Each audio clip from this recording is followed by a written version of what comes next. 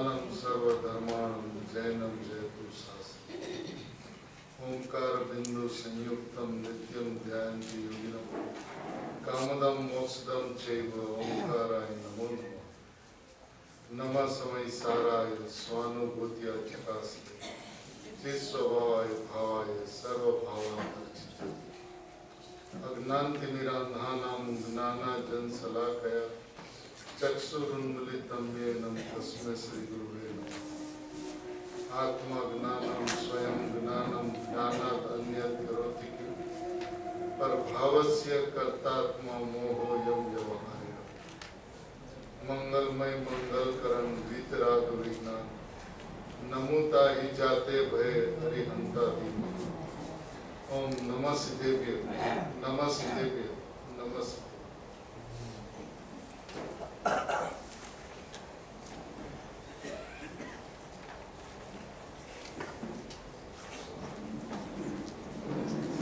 कुनकुन आचार्य भगवान की आमनाई में पूज्य गुरुदेव श्री का भरत क्षेत्र में अवतरण वह अपने आप में ही एक अचंबा। गुरुदेव श्री को पाकर भरत क्षेत्र धन्य हो गया। सही में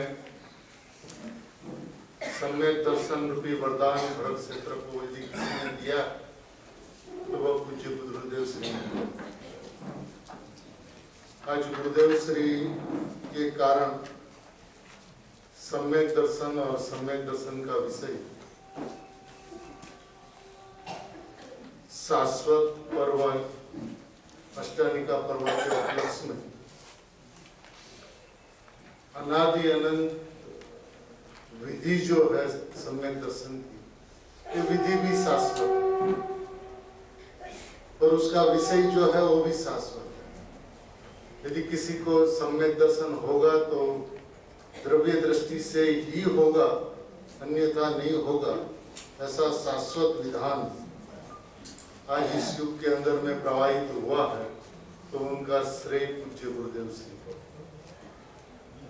और गुरुदेव के प्रताप से ही उस दरबार में, अध्यात्म के दरबार में जो रत्न हुए उसमें बाबूजी भी एक महामहिम रत्न थे। उनके द्वारा सम्यक दर्शन और उनका विषय इस लेखनी पे अपन विचार कर रहे हैं। एक बात अत्यंत स्पष्ट है कि वस्तु की जो व्यवस्था जो है वो अनादि अनंत निश्चित व्यवस्था को समझकर त्रिकाल ध्रुव परमात्मा के ऊपर में जो आते हैं उसको सम्यक दर्शन हुए बिना नहीं रहे। सम्यक दर्शन के लिए जीव प्रयत्न करता है, वो प्रयत्न आज तक कामयाब नहीं हुआ। उसका कारण सिर्फ इतना है कि पर्याय दृष्टि बनी रही। यदि पर्याय दृष्टि छूट जाए, यानी कि पर्याय की नश्वरता, क्षणभंगुरता, पलटना उसका स्वभाव, बदलना उसका स्वभाव, टलना उसका स्वभाव, ये व्यवस्था समझ में आ जाए तो पर्याय से हटकर, पर्याय दृष्टि मिटकर त्रिकाली ध्रुव परमात्मा पे अहम होते ही सम्यक दर्शन होता है।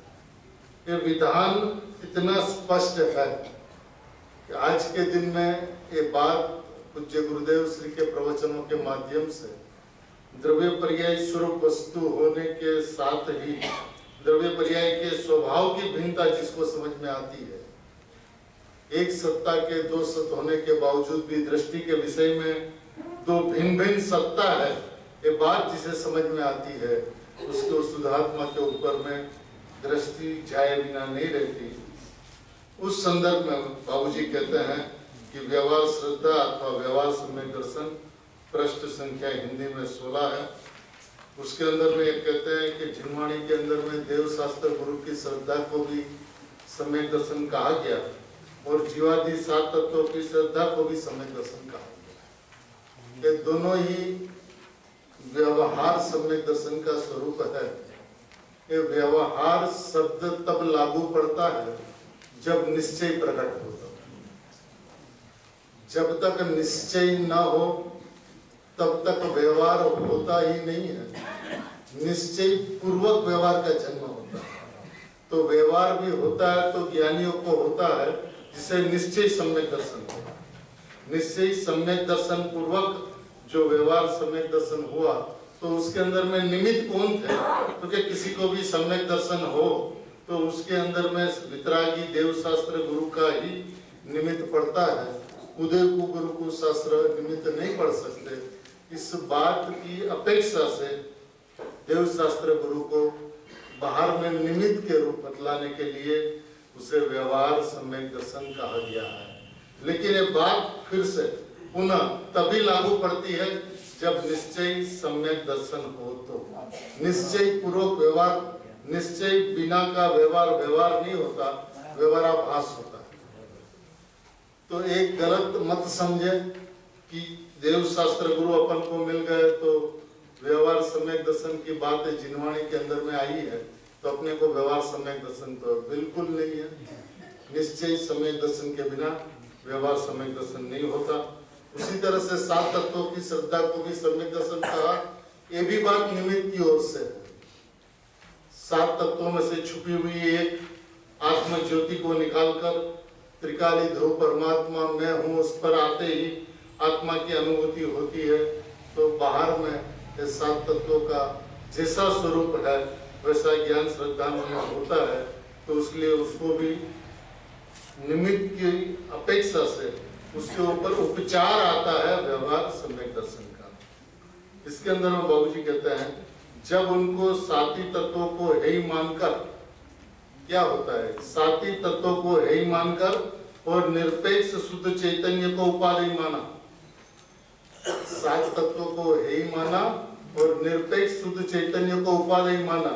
7 तत्वों को एक और रखा, सिर्फ एक और रखा नहीं, अदृश्य कर दिया। उनके भी विकल्प तोड़कर उनकी अनेक रूपता या एक रूपता में भी हेयत्व दृष्टि व उनमें मैं यह हूं ऐसे अहममय मिथ्या दर्शन का विसर्जन करता हुआ हमें आश्रव है, हमें आश्रव का अभाव करके संवर करना। ये उस पर्याय के अंदर में अहम का नाम मिथ्या दर्शन। उसने आज तक ये मैंपना आश्रव और बंध को जैन दर्शन मिला, तत्व ज्ञान मिला, जिनवाणी मिली, देव शास्त्र गुरु मिले तो तत्व समझकर उसने इतना समझा कि आश्रव बंध अभाव करने योग्य है और संवर निजरा प्रकट करने योग्य है। ऐसा विभाग वो करते रहा। लेकिन ये 7 तत्वों को एक की कोटि में रखकर, एक शुद्धात्म तत्व को उपाधि की कोटि में रखकर मैं शुद्धात्म मात्र वस्तु हूँ ऐसे अपने स्वभाव को उपाधि नहीं माना, यानी कि पर्याय को है ही नहीं जाना, यानी कि पर्याय के भेदों को है ही नहीं जाना। तो क्या हुआ, अहममय मिथ्या दर्शन का विसर्जन करता हुआ, अहममय मिथ्या दर्शन का विसर्जन होना चाहिए। शुद्ध चैतन्य की ओर एक बार झांका। कितनी बार? एक बार झांकने की बात है शुद्ध चैतन्य की ओर। लेकिन उसके लिए उसको क्या करना होगा, एक को उपाधि शुद्ध चैतन्य को, निरपेक्ष शुद्ध चैतन्य को उपाधि मानना होगा। 7 तत्वों को एक को रखकर अदृश्य करना होगा, दस्यमानी ना हो। अभी गुरुदेव श्री ने कहा कि बंध मोक्ष का कर्ता और कारण भगवान आत्मा नहीं है। ये बात परम सत्य है। निश्चय माने सत्य है, निश्चय माने परमार्थ, निश्चय माने आदर करने योग्य। वस्तु का स्वरूप ऐसा है, इसको समझे बिना स्वभाव के अंदर में वो झांक नहीं सकता। उसलिए कहते हैं कि अदृश्य करके, विकल्प को तोड़कर उनकी एक रूपता या एक रूपता, उनकी अनेक रूपता या एक रूपता में भी हेयत्व दृष्टि। माने हे किसको कहते हैं कि पर्याय है ही है। अब उस रूप से भी है को नहीं देखना, पर्याय है ही है, पर्याय है ही है, पर्याय है ही है, ये पर्याय उपादेय हो गए। माने जो है ही है उसको भी है रूप से नहीं देखना, और एकमात्र शुद्धात्मा मैं हूं ऐसा देखते हुए, उपादेय तत्वों के ऊपर झांकते हुए, उसमें लीन होते हुए, जो परिणाम का जन्म नहीं हुआ, परिणाम की दृष्टि नहीं हुई, तो उसको है किया ऐसा कहने में आता है। है करने का मतलब क्या है कि उसके ऊपर दृष्टि नहीं, उसको झांकना नहीं है। झांकना उपादेय तत्व की ओर है ना, शुद्ध चैतन्य की ओर एक बार झांका तो उसी क्षण, सम्यक दर्शन के लिए समय नहीं लगता। अभी मैं परमात्मा तत्व हूं ऐसा झांका जाए तो इस वक्त इसकी अनुभूति होती है, इसके लिए समय नहीं लगता। देखिए, तो उसी क्षण सम्यक दर्शन का प्रादुर्भाव होता है। जिस समय झांका उसी क्षण उसका प्रादुर्भाव होता है। धर्मात्माओं ने वस्तु की व्यवस्था अत्यंत सरल कर दी है, क्योंकि वस्तु का स्वरूप ही ऐसा है।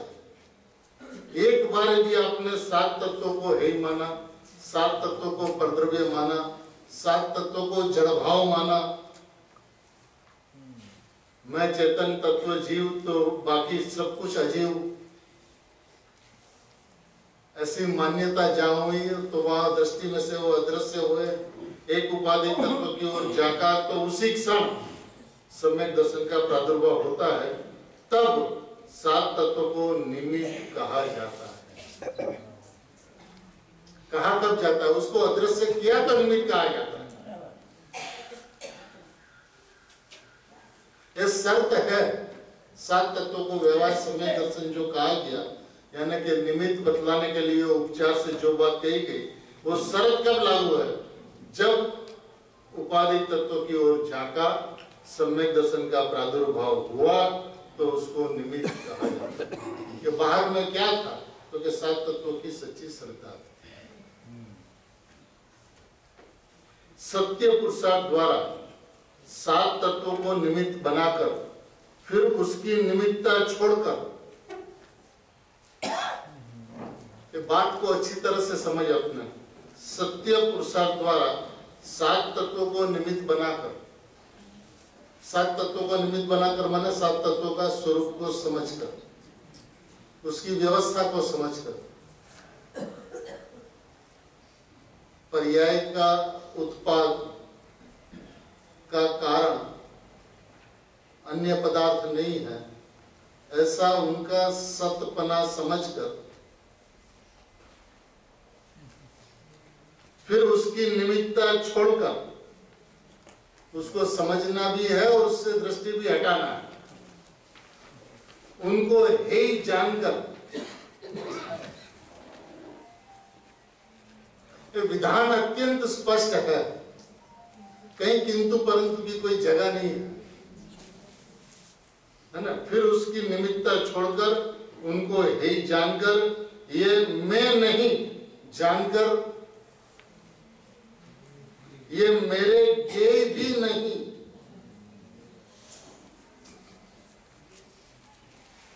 आश्रव बंध संवर निजरा ज्ञेय तो है ना, ये ज्ञेय भी नहीं, ये मैं नहीं, ये मेरे ज्ञेय भी नहीं।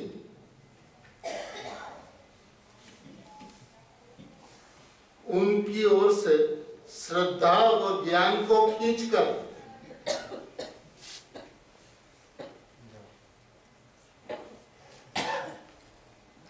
त्रिकाली शुद्ध चैतन्य पर स्थापित किया।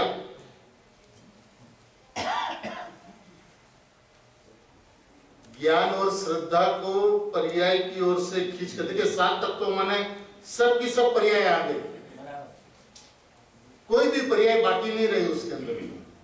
वहां से ज्ञान श्रद्धा को खींचकर, यानी उसको जानना भी बंद करके, ये मैं नहीं तो श्रद्धा वहां से खींची, और ये मेरे ज्ञेय नहीं तो ज्ञान वहां से खींचा।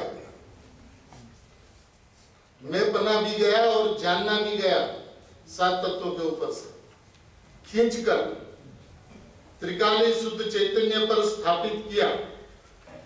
इसी प्रथम अनुभूति में विलक्षण आनंद का मधुरम स्वाद आता है, तब सात तत्व सम्यक दर्शन के निमित्त कहे जाते हैं। निमित्त कब कहा गया? जब वहां से ज्ञान श्रद्धा को खींचकर शुद्ध चैतन्य सत्ता पे स्थापित कर निर्मल अनुभूति हुई, तो उस सात तत्व को निमित्त कहा जाता है। अब कहा जाएगा जब अनुभूति होगी।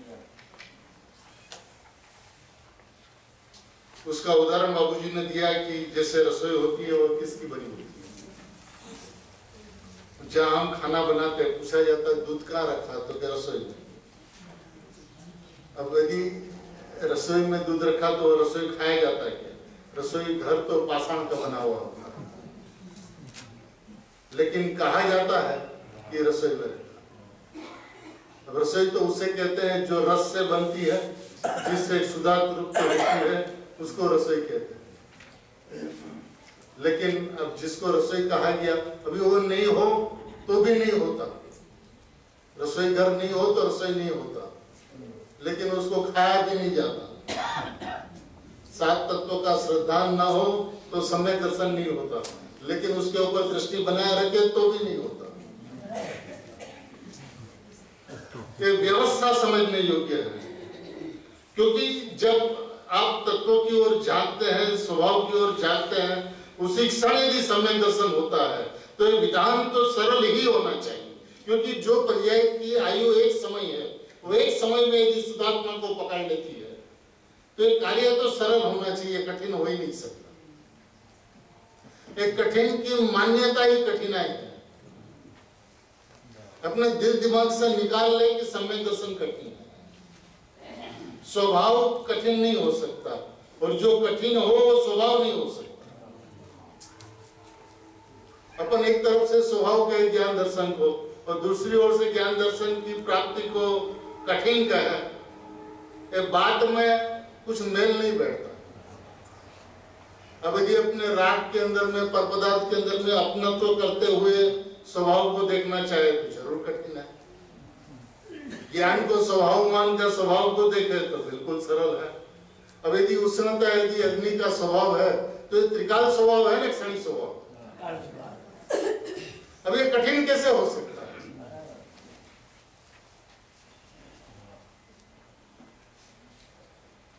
तो कहते रसोई नहीं हो तो भोजन नहीं बनता, लेकिन इससे भी भोजन नहीं बनता, यह तो निमित्त मात्र है। तो सात तत्वों का ज्ञान नहीं हो तो सम्यक दर्शन नहीं होता। वितरागी देव शास्त्र गुरु नहीं हो तो सम्यक दर्शन नहीं होता, लेकिन देव शास्त्र गुरु से भी सम्यक दर्शन नहीं होता। सात तत्वों की दृष्टि बनाए रखे तो भी सम्यक दर्शन नहीं होता। वहां से दृष्टि खींचकर चैतन्य शुद्ध सत्ता पर आते ही उसी समय अनुभूति हो जाती है। पक्का निर्णय होते ही अनुभूति हो जाएगी। स्वभाव पे आया, परमात्मा तत्व पे आया कि मैं हूं।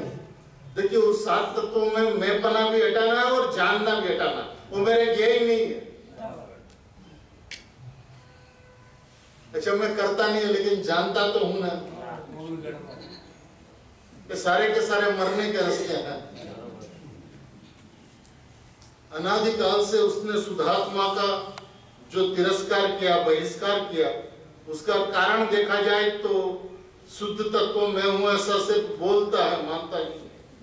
अभिप्राय के अंदर में परमात्मा तत्व की महिमा नहीं है। विकल्पों के अंदर में, एक सहयोग समूह के अध्ययन अंदर में, धारणा के अंदर में उसने बात को बहुत जमाया, लेकिन न तो इधर में कोई सहयोग समूह का काम है, न धारणा का काम है ज्ञान और श्रद्धा का। यदि पाषाण निमित्त रसोई को रसोई मानकर बैठ जाएंगे तो भूखे ही रहेंगे, कष्ट ही बढ़ेगा। अब सात तत्वों की समझ हो गई तो सम्यक दर्शन हो जाएगा, तो कष्ट ही बढ़ेगा। रसोई मिलने वाली नहीं है, खाना मिलने वाला नहीं। यदि अनादिकाल से अपने साथ में कुछ घटित हुआ तो यही घटित हुआ है। जैन दर्शन मिल गया, योग मिल गए, देव शास्त्र गुरु मिल गए, गुरुदेव जैसे पुरुष मिल गए, चरम सीमा पे आत्मा की बात स्पष्ट हो गई। फिर भी आज शुद्धात्मा से विमुख क्यों? उनकी सन्मुखता क्यों नहीं होती? क्योंकि प्रमाण का लोभ जीव को मारता है। अभेद की बात आवे तो भेद को आगे करता है, भेद की बात आवे तो अभेद को बात करता है। एजेंडा पे जो विषय है वही चलेगा। यदि आज गुरुदेव श्री का प्रवचन चलता है और उसके अंदर में बंध की चर्चा चलती है तो बंध की चर्चा चलेगी, लेकिन आपको उसमें से अबंध को निकालना।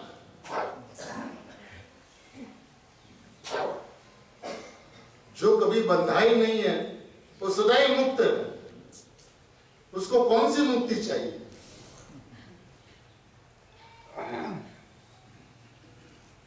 और यदि मुक्त को मुक्ति चाहिए तो बंधा हुआ उसको मुक्ति नहीं हो सकती। वो निमित्त तो तब कहलाता है कि जब निश्चय हो तब। खाना पके तो रसोई को रसोई का निमित्त कहा जाता है। सम्यक दर्शन हो तो देव शास्त्र गुरु की श्रद्धा को व्यवहार सम्यक दर्शन कहा जाता है। आत्मा की अनुभूति हो तो सात तत्व की श्रद्धा को सम्यक दर्शन कहा जाता है। ये सारे के सारे बाहर में निमित्त कौन है उसको बतलाने की चर्चा है। उसको सम्यक दर्शन का कारण न समझे, क्योंकि उसको अदृश्य करना होगा दृष्टि में से। ज्ञान श्रद्धा को खींचना होगा वहां से। ये बात का बहुत मर्म है, गहराई है, गंभीरता है, गुणता है। अपन वहीं पे रुक जाता है कि गुरुदेव मिले, अब गुरुदेव के पास अपने को तो जाना है, तो अब सम्यक दर्शन लिए बिना नहीं जाना, नहीं तो गुरुदेव श्री को भूख क्या दिखाएंगे। अरे प्रभु जीवन भर आपने परमात्मा तत्व को घुटाया तो उसको हम मक्कब करके आए हैं। ऐसी हिम्मत नहीं जुटा पाता, उसलिए जो सरल वस्तु है उसको कठिन बन जाती है। देखिए ये बात कहते हैं, फिर उसे सम्यक दर्शन कहा भी कैसे जा सकता है, क्योंकि व्यवहार सम्यक दर्शन और श्रद्धा गुण की पर्यायी नहीं है। व्यवहार सम्यक दर्शन और श्रद्धा गुण की पर्यायी नहीं है, फिर उसे सम्यक दर्शन कहा भी कैसे जा सकता है। करण लब्धि के उपरांत जब स्वानुभूति पूर्वक सम्यक दर्शन होता है तब तो देव शास्त्र गुरु व सात तत्व का विकल्प भी नहीं रहता। पश्चात सतत स्वानुभूति में नहीं रहने पर भी सम्यक दर्शन तो विद्यमान रहता है। यह सदा ही रहने वाली चीज है। एक बार जाका निर्विकल्प स्व संवेदन हो गया तो यह सदा ही विद्यमान रहने वाली व्यवस्था है। मतलब अनुभूति होने के ऊपर जिस समय अनुभूति होती है उस समय पांच समवाय अपने आप आकर मिलते हैं। उसके लिए किसी को प्रयत्न नहीं करना पड़ता। अब श्रद्धा गुण की कार्य प्रणाली बाबूजी बतलाते हैं। श्रद्धा गुण की विशेषता अथवा उसका अर्थ यह है कि वह जिसको विषय करता है उसे ही परिपूर्ण स्व अथवा आत्मा मानता है। श्रद्धा गुण की कार्य प्रणाली क्या है? जिसको वह विषय करता है उसे ही परिपूर्ण स्व, माने श्रद्धा उसको कहते हैं जिनका श्रद्धा ही नहीं होता। वो उनका स्व होता, मैं श्रद्धा ही। श्रद्धा का स्वर मैं होता। श्रद्धा का श्रद्धेय कोई दूसरा नहीं होता। दूसरा हो तो उसे श्रद्धा नहीं कहते हैं, क्योंकि उसमें उसके श्रद्धा के लोक में दोपना होता ही नहीं है। श्रद्धा के लोक में स्व होता है, परिपूर्ण स्व। जो भी होता है वो 100% होता है। मैं हूं, ये श्रद्धा का स्वर है। अथवा आत्मा मानता है और उसी में संपूर्णता से आपा यानी मैंपना की स्थापना करता है। उसकी स्थापना 100% होती है मैंपने की। ये श्रद्धा गुण की कार्य प्रणाली है। अब ये कार्य प्रणाली स्वाभाविक है, इसको कोई पलट नहीं सकता, इसको कोई बदल नहीं सकता। माने श्रद्धा के लोक में श्रद्धा नहीं बसती, श्रद्धा के विश्व में श्रद्धा नहीं होती। श्रद्धा उसे कहते हैं कि जो ये कहता है कि मैं हूं, वो विषय, उसका काम है विषय करना। सबसे पहली बात तो ये समझे कि श्रद्धा का कार्य है विषय करना। अब वो जिसको विषय करती है वहां पे विषय और विषयवान ऐसा दो नहीं रहते। अभेद रूप एक रूप में बना रहता है उसमें, वो उसका स्व होता है, वो उनका आत्मा होता है, वो स्वयं होता है। मैं श्रद्धा और भगवान आत्मा मेरा श्रद्धे, ऐसा नहीं होता। उसको श्रद्धा नहीं कहते, उसको ज्ञान कहते हैं।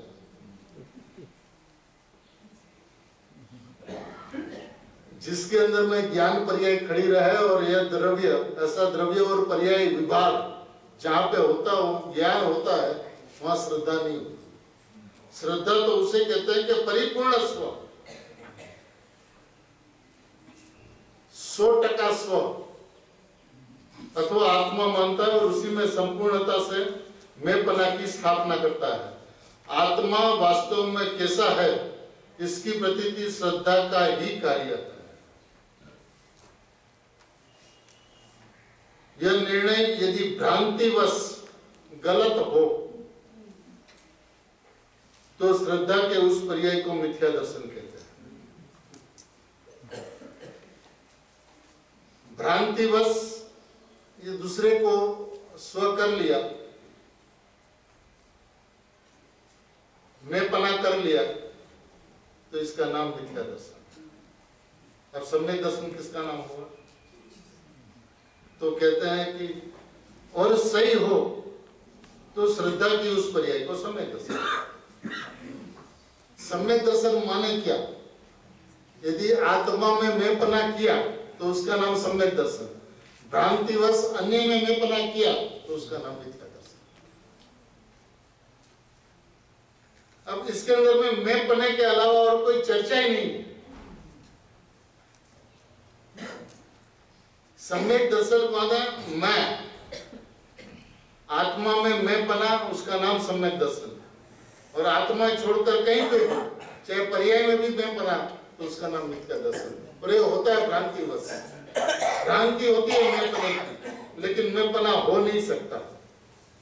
जो चीज स्वयं पलटती है, बदलती है, उसमें मैं पना हो तो कैसे हो?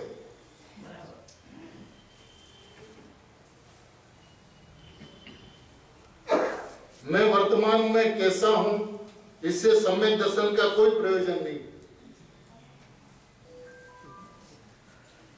किंतु वास्तव में कैसा हूं यह उसका विषय है।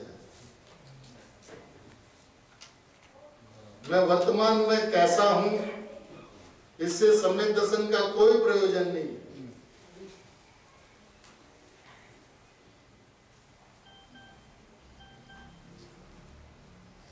किंतु वास्तव में कैसा हूं,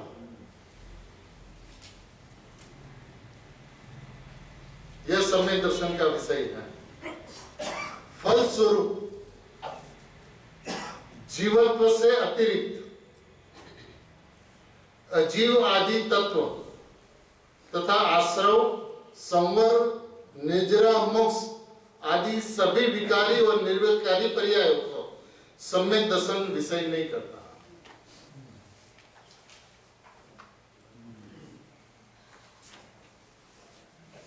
विकारी और निर्विकारी, विकारी यानी आश्रव, पुण्य पाप आश्रव बंध, और निर्विकारी माने संवर, निजरा, मोक्ष, इस पर्यायों का सम्यक दर्शन विषय नहीं करता।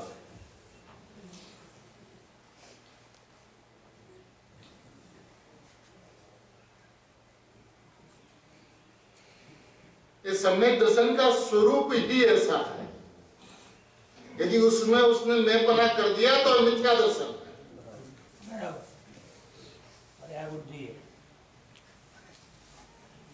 यदि संवर, निजरा और मोक्ष में भी मैं पना किया तो यह मिथ्या दर्शन का स्वरूप है। आश्रव बंध को टालने योग्य समझता है और संवर निजरा को प्रकट करने योग्य समझता है। लेकिन विकारी पर्याय हो या निर्विकारी, सम्यक दर्शन उसको विषय नहीं करता, क्योंकि सम्यक दर्शन का स्वरूप ही ऐसा नहीं।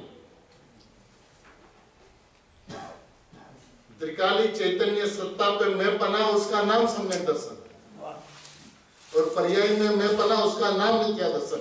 कौन सी पर्याय, उससे कोई मतलब नहीं बनता।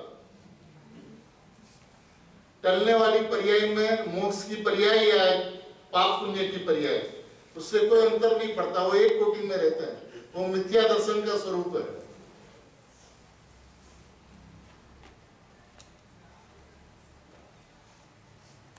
सम्यक दर्शन जिसको विषय करता है उसे ही उपादेय मानता है और उसी का आश्रय करता है।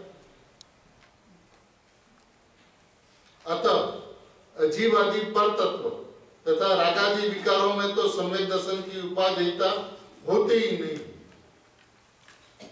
यानी आश्रव बंध रागादि विकारों में तो होती ही नहीं, वरन निर्विकारी पर्याय में भी उसकी उपादेयता नहीं है। ये है तत्व है, बिल्कुल है तत्व, 100% है तत्व। निर्विकारी पर्याय भी है तत्व है, उपादेय तत्व नहीं है। क्योंकि निर्विकारी पर्याय भी क्षणिक होने के कारण दृष्टि को वहां विराम नहीं मिलता। दृष्टि को विराम स्थल चाहिए,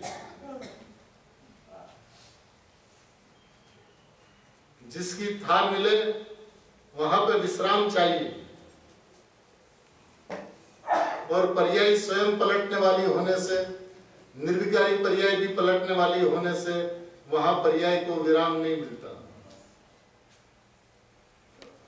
फिर बाबूजी एक दृष्टांत देते हैं कि हम देखते हैं कि एक 80 वर्ष की वृद्धा सूत काटती है तो दृष्टि पुनि पर रहती है, तो सूत बिना किसी रुकावट से निकलता रहता है, और सूत की ओर दृष्टि जाते ही धागा टूट जाता है।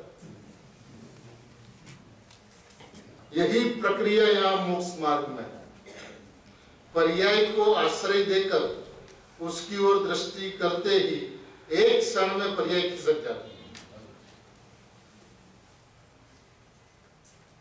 फलस्वरूप क्लेश की उत्पत्ति होती है। इनसे विपरीत सम्यक दर्शन पर्याय निरपेक्ष शुद्ध अनंत शक्तियों के पिंड ध्रुव जीवत्व को विषय करती है। सम्यक दर्शन की पर्याय किसको विषय करती है? निरपेक्ष पर्याय, निरपेक्ष शुद्ध अनंत शक्तियों के पिंड ध्रुव जीवत्व को विषय करती है। अतः आश्रय एक रूप ध्रुव होने के कारण पर्याय का आविर्भाव एवं तिरोभाव उसे क्लेश उत्पन्न नहीं करता। पर्याय का आविर्भाव या तिरोभाव उसे क्लेश उत्पन्न नहीं करता, क्योंकि उसका आश्रय एक रूप ध्रुव है। इस विषय को अपन गौर से समझें, गंभीरता से समझें। आज तक बाकी सब कुछ उनको समझ में आया, लेकिन ये बात उसे समझ में नहीं आई कि सम्यक दर्शन का विषय निर्विकारी पर्याय नहीं हो सकती है। विकारी पर्याय का अभाव करना सम्यक दर्शन का विषय नहीं हो सकता। निर्विकारी पर्याय का विषय करना सम्यक दर्शन का विषय नहीं हो सकता। उसका विषय एकमात्र वन एंड ओनली ध्रुव चैतन्य सत्ता ही हो सकती है और कुछ नहीं हो सकता। पर्याय की उन्मग्नता एवं निमग्नता में भी मैं एक रूप ध्रुव शुद्ध तत्व हूं ऐसी प्रतीति अक्षुण रहती है। पर्याय की उन्मग्नता यानी प्रकटता एवं निमग्नता यानी विलीनता में भी पर्याय की उत्पत्ति या पर्याय का व्यय में मैं एक रूप शुद्ध ध्रुव तत्व हूं ऐसी प्रतीति अक्षुण रहती है, अखंड रहती है, धारावाही रहती है। एक और त्रैकालिक ध्रुव स्वभाव है, एक और क्षणिक पर्यायों का वर्तमान है। गुरुदेव श्री के शब्दों में कहे तो एक तरफ राम और एक तरफ गाम। यदि आत्मा में आपने अनंत गुणों को देखा तो वो गांव में जाता है, आत्मा में नहीं रहता, राम में नहीं समाता। भेद की ओर जहां गए तो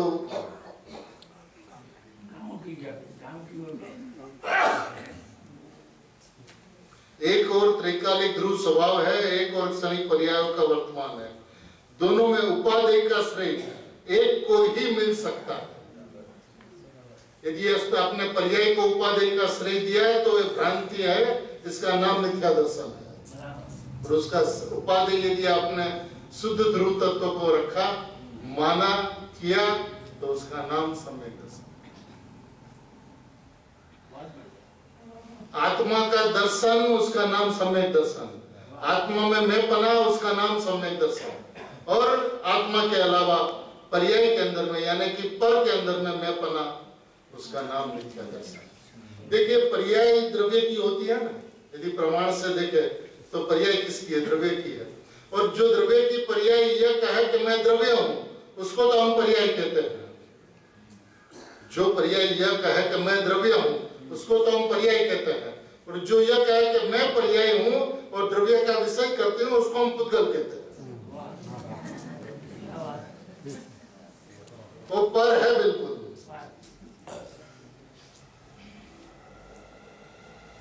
जो पर्याय यह कहे कि मैं द्रव्य हूं, उसका नाम पर्याय है। और जो यह कहे कि मैं पर्याय हूं, उसका नाम पद है। उसमें आत्मा नहीं बच सकता। जो यह कहे कि मैं ध्रुव हूं, उसमें नियम से आत्मा बचता है। और हमें ध्रुव का लक्ष्य करना है, उसमें नियम से विकल्प बचता है। ये विधान है वस्तु व्यवस्था का, ये शाश्वत विधिया है आत्मा को देखने की, निरखने की। अभी आज देखो, कल देखो, अनंत काल के पश्चात देखो, विधान क्या है? क्योंकि श्रद्धा गुण की कार्य प्रणाली यह है कि उसमें स्वपना, आत्मापना, मैंपना करती है बस। उसका दूसरा कोई नहीं होता उसमें। अब इसको आप कठिन कहो तो कठिन है, और सरल कहो तो सरल है। पर्याय में बैठकर कहो तो कठिन है, द्रव्य में बैठकर कहो तो सरल है। अभी आपको कठिन दिखता है तो अपने आप निर्णय कर लेना, आप कहां पर बैठकर कहते हो। कहने की जरूरत नहीं। ध्रुव स्वभाव के इस विश्वास के बल पर ही ध्रुव स्वभाव की संपूर्ण शुद्धता के आदर्श से क्षणिक विकारी पर्यायों का परिहार करने का समय पुरुषार्थ जागृत होता है। कैसे होता है? ध्रुव स्वभाव के इस विश्वास के बल पर ही ध्रुव स्वभाव की संपूर्ण शुद्धता के आदर्श से क्षणिक विकारी पर्यायों का परिहार करने का सम्यक पुरुषार्थ जागृत होता है। ध्रुव दृष्टि का यह नियम केवल आध्यात्मिक विकास का ही मूल अभोग ऐसा नहीं है। अपन को ऐसा लगता है अपन संसारी है, अपने कितने संयोग है। अब किस तरह से ये सब ऐसी सब ऊंची ऊंची बातें, ये ज्ञानियों की बातें, ये समय सार की बातें हम कैसे करें? तो उसके लिए बाबूजी ये स्पष्ट करते हैं, वरन लौकिक उत्कर्ष तथा लोक जागरण भी इसी नियम का अनुशीलन करते हैं। भारत की स्वाधीनता इसका ज्वलंत प्रमाण है। सदियों से दासता की श्रृंखलाओं में जकड़े भारत ने जब यह अनुभव किया, मैं स्वतंत्र हूं और स्वतंत्रता मेरा जन्मसिद्ध अधिकार है, तभी दास की श्रृंखलाओं को तोड़ने के लिए उसका सुप्त पुरुषार्थ जाग उठा। मैं लोकमान्य तिलक ने ये देश को नारा दिया था कि भारत हमारा देश है, स्वतंत्रता हमारा जन्मसिद्ध अधिकार है, अंग्रेज भारत छोड़ो। अब ये जब ये बात उसने की थी तब कब की थी? स्वतंत्र होने के बाद में न परतंत्र थी तब। और परतंत्र में कहा क्या? भारत हमारा देश है, स्वतंत्रता हमारा जन्मसिद्ध अधिकार है। जब है जन्म से परतंत्र, जो व्यक्ति है नारा दे रहा है वो जन्म से परतंत्र है। वो कहता है कि स्वतंत्रता हमारा जन्मसिद्ध अधिकार है। जीव अनादि काल से पर पदार्थ में एकत्व करते आया, लेकिन पर पदार्थ में एकत्व करते हुए जब ये नारा देता है कि मैं ध्रुव परमात्मा हूं, ये बात तो तब होती है कि जब परिणाम में राग चलता है। दृष्टि स्वभाव के ऊपर रहती है, परिणाम के अंदर में रागादि परिणाम है। बाहर में परतंत्र अंग्रेज राज कर रहे हैं, राग रूपी अंग्रेज राज कर रहे हैं, तो स्वभाव से नहीं आता राग, तो अंग्रेज ही है, बाहर से आए हुए हैं।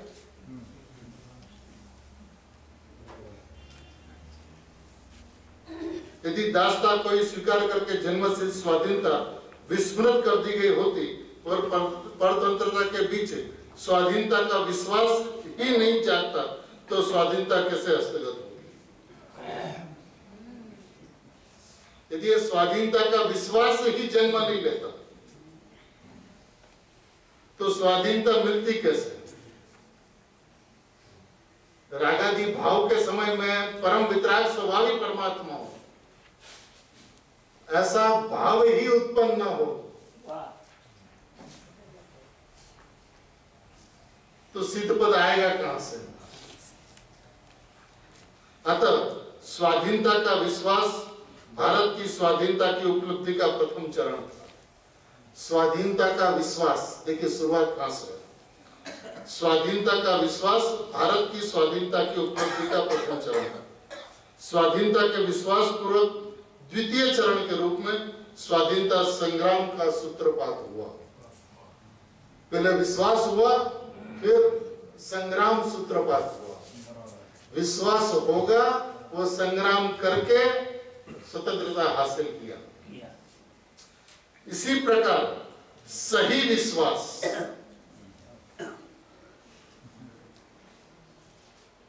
यह सम्यक दर्शन आध्यात्मिक स्वतंत्रता का ही प्रथम चरण है।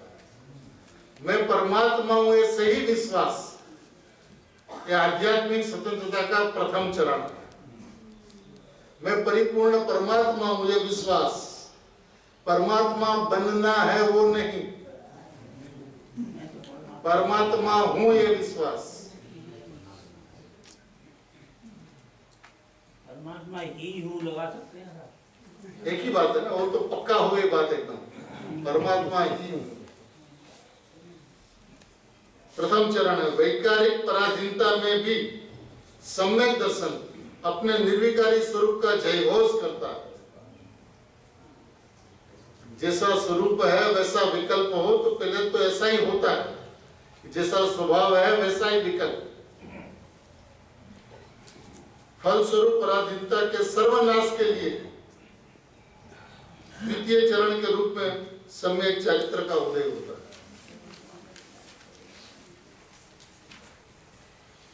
स्वतंत्रता का जय घोष न करे तो स्वतंत्रता हासिल नहीं होती। और स्वतंत्रता का जय घोष पराधीनता के समय ही होती है। जब रागादि की विद्यमानता है तब वो कहता है कि मैं परमात्मा हूं।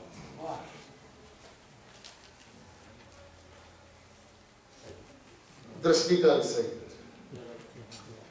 इस विवेचन से यह स्पष्ट है कि शुद्ध ध्रुव जीव तत्व अनंत शक्तियों का अखंड पिंड है और पर्याय से निरपेक्ष है। अब देखिए, भावना की बात पूरी हुई। अब दृष्टि का जो विषय जो है वो पदार्थ क्या है, कैसा है, उसका विश्लेषण करते हुए बाबूजी कहते हैं कि शुद्ध ध्रुव जीव तत्व अनंत शक्तियों का अखंड पिंड है। अखंड पिंड है माने ज्ञान, दर्शन, चारित्र, सुख, वीर्य ऐसे भेद उस ध्रुव जीव तत्व के अंदर में नहीं है।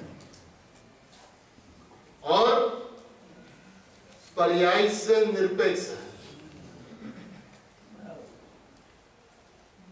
देखिए, इसमें संदेह की कोई जगह नहीं है।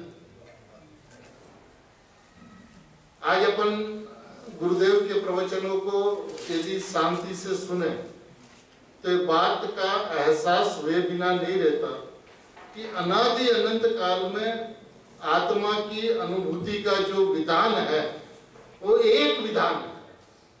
माने संसार में से निकलने का विधान द्रव्य दृष्टि के अलावा और कोई मार्ग नहीं हो सकता। निकलने का एक मार्ग और अटकने के अनंत मार्ग।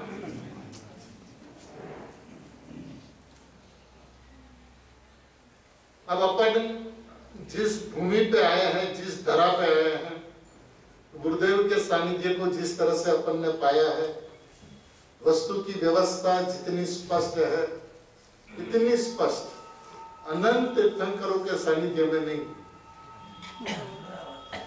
ये बात सही है कि अपन को पूर्व में अनंत तीर्थंकर मिले, अनंत तीर्थंकर परमात्मा की ओम ध्वनि मिली, और अनंत तीर्थंकर की ओम ध्वनि में ये बात आज तक अपन समझ नहीं पाए। वो बात यदि आज गुरुदेव के पास से समझते हैं तो अपने लिए गुरुदेव श्री अनंत तीर्थंकरों से अधिक है। इसमें कोई अतिशयोक्ति नहीं है। सुगानी जी दृष्टांत देते हैं कि अपने को 10,000 रुपए की जरूरत हो और कोई करोड़पति से नहीं मिले और लाखोंपति से मिल जाए तो लाखोंपति अपने लिए करोड़पति से अधिक। आज गुरुदेव हमारे लिए अनंत तीर्थंकरों से अधिक है। इसमें निसंता की बात है, निर्भयता की बात है। इसमें अनंत तीर्थंकरों का अभिनय नहीं है। इसके अंदर में अनंत तीर्थंकरों का अभिनय है।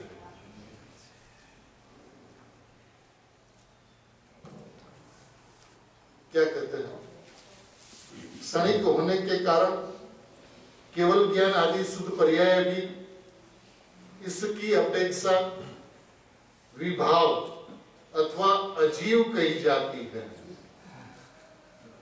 एक कलेजा चाहिए बात को कहने के लिए, और कलेजा उसी को होता है जो यह माने कि मैं चैतन्य ध्रुव सत्ता हूं।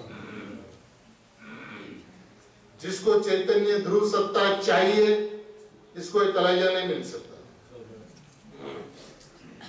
मैं हूं तो उसके सामने केवल ज्ञान आदि विभाव माने विशेष भाव अथवा अजीव, अजीव माने जड़ की बात नहीं है। मैं जीव हूं तो ये अजीव है। सम्यक दर्शन का जीव यदि शुद्ध ध्रुव परम पारिणामिक तत्व स्वरूप आत्म तत्व है तो फिर ध्रुव जीव तत्व के स्वभाव से मेल न खाने वाली सभी विकारी निर्विकारी क्षणिक पर्याय इसके लिए अजीव सिद्ध हो गई।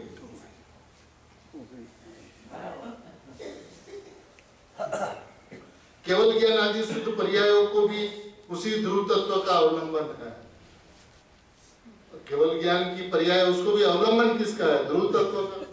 और वो ध्रुव तत्व मैं हूं तो मेरे लिए वो विभाव है, अजीव है, अचेतन है। ध्रुव तत्व ही सभी शुद्ध पर्यायों का एकमात्र उपास्य देवता है। सभी शुद्ध पर्याय का उपास्य देवता यदि कोई है तो एकमात्र ध्रुव तत्व है। क्षणिक पर्याय का अवलंबन तो उस धसकने वाली धरा के समान है जिस पर बैठने वाला उस धरा के साथ स्वयं धसक जाता है। वो तो विलीन होने वाली अवस्था है, बदलने वाली अवस्था है, टलने वाली अवस्था है, पलटने वाली अवस्था है। और उसके ऊपर जो बैठा, अब कोई कीचड़ के ऊपर में बैठ जाए तो क्या होगा? तो दलदल में चला जाए। तो स्वयं कीचड़ है ना, वो टिकने वाली चीज तो नहीं है, स्ट्रांग मजबूत नक्कर तो नहीं। तो पर्याय के ऊपर जो बैठता है पर्याय के साथ में स्वयं धसक जाता है। जैसे मोदक के कोष में से मोदक निकालकर खाने के उपरांत यदि मोदक के कोष को विस्मृत कर दे, मोदक माने लड्डू और कोष माने डिब्बा जिसमें लड्डू रखा जाता है, तो उसमें से मोदक को निकालकर, लड्डू को निकालकर कोष को यदि विस्मृत कर दिया जाए तो कोष खा लेने के बाद में क्या होगा? वे लड्डू खा लेने के बाद में क्या होगा कि कोष को तो विस्मृत कर दिया, खान को तो विस्मृत कर दिया, अब जो था वो खा लिया, जो पर्याय है वो पर्याय चली गई, क्या होगा? केवल प्रकट रूप मोदक पर ही अपनी दृष्टि केंद्रित कर ले तो प्रकट रूप मोदक की समाप्ति पर दूसरा मोदक कहां से आता? कोष पर तो दृष्टि है नहीं, पर प्रकट रूप मोदक समाप्त ही हो गया, अतः अब तो विकलता की संतति की ही अभिवृद्धि हो। विकलता माने आकुलता, मोदक को पर्याय की जगह पर क्या लड्डू स्पष्टीकरण करते हैं। इसी प्रकार आत्मा के ध्रुव स्वभाव पर दृष्टि न होकर जिसकी वर्तमान मनुष्य आदि पर्यायों पर ही दृष्टि है, उन्हीं को जो आत्मा स्वीकार करता है उसे उस पर्याय के अवसान में तीव्र क्लेश होगा। ज्ञानी को वर्तमान पर्याय के अवसान के समय भी मेरा कुछ नहीं जा रहा है, मैं तो नित्य शुद्ध अक्षय तत्व हूं, ऐसी प्रतीति का अनूठा बल विद्यमान है। जिसकी दृष्टि ध्रुव पर है, जिसकी दृष्टि द्रव्य पर है, उसको पर्याय की कोई भी स्थिति घड़ी आए उसको कोई अंतर नहीं पड़ता। सम्यक दर्शन के विषय के संबंध में एक शंका यह की जाती है कि उसका विषय निरपेक्ष, निर्भेद, निर्विशेष, शुद्ध ज्ञायक, पर्याय निरपेक्ष, अखंड जीवत्व है। सबसे पहले तो बात को अत्यंत स्पष्ट करें कि सम्यक दर्शन का विषय क्या है। अब शंका क्या होती है वो बात का प्रश्न है, लेकिन उसका विषय क्या है? निरपेक्ष, निर्भेद, निर्विशेष, शुद्ध ज्ञायक, पर्याय निरपेक्ष, अखंड जीवत्व है। अब उसके संबंध में शंका क्या है? किंतु जीव पदार्थ इतना तो नहीं है, वह तो एक ही समय में द्रव्य गुण पर्यायात्मक है। तब पदार्थ के केवल द्रव्य पक्ष को स्वीकार करने वाली दृष्टि एकांतिक हुई और पर्याय की उपेक्षा कर देने पर जीव पदार्थ अखंड भी कैसे रहा? ऐसी शंका की गई है। उस शंका का बाबूजी समाधान करेंगे अगले स्वाध्याय में, अपन फिर वहां से आगे चलेंगे।